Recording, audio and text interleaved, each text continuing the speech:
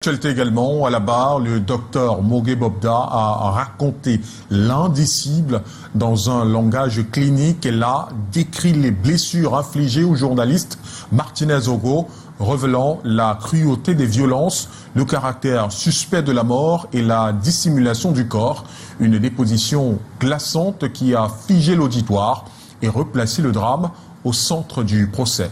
Reportage Arnaud Guéfac et Justin Yanke. Elle n'est pas un enquêteur, mais une scientifique. Dr Tiani Mogué Bobda, médecin légiste, membre du collège des 3 experts ayant pratiqué l'autopsie du corps de Martinez Zogo. Saisie le 23 janvier 2023, elle dit s'être rendue sur les lieux de la découverte du corps.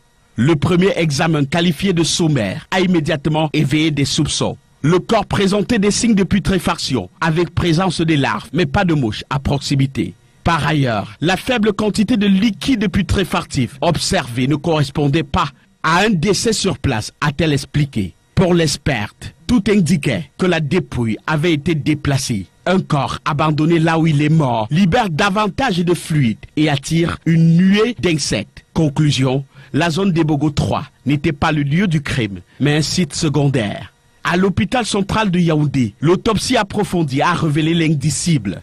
Dr Mogué et ses confrères ont consigné des traces manifestes de violences physiques et sexuelles. Parmi les constatations, des dents manquantes, de multiples traumatismes sur l'ensemble du corps, ainsi que des lésions anales suggérant l'introduction d'un objet. Ce sont des éléments objectifs qui témoignent des sévices graves, a-t-elle soutenu. Les parties au procès sont servies.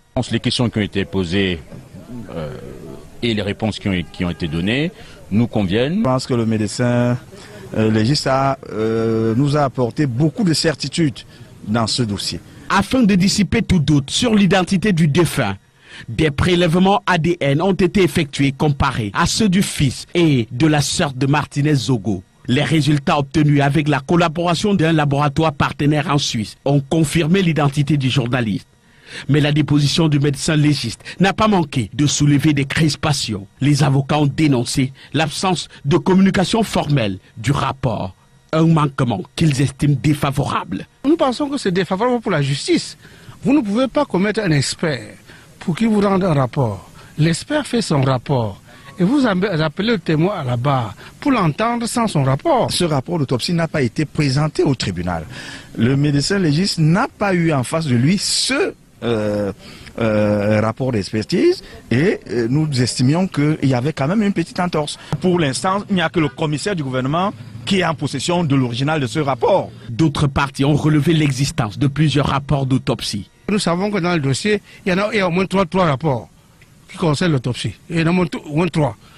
Alors, le moment venu, nous allons démontrer que cette pratique qui consiste, n'est-ce pas, à choisir ses preuves alors qu'il y a des preuves, n'est pas très fair-play, et puis nous verrons. Ainsi, au fil des mots froids et cliniques du docteur Mogué, c'est un tableau macabre qui s'est dessiné devant le tribunal militaire, celui d'un journaliste dont la mort porte l'empreinte d'un crime organisé et d'une brutalité extrême.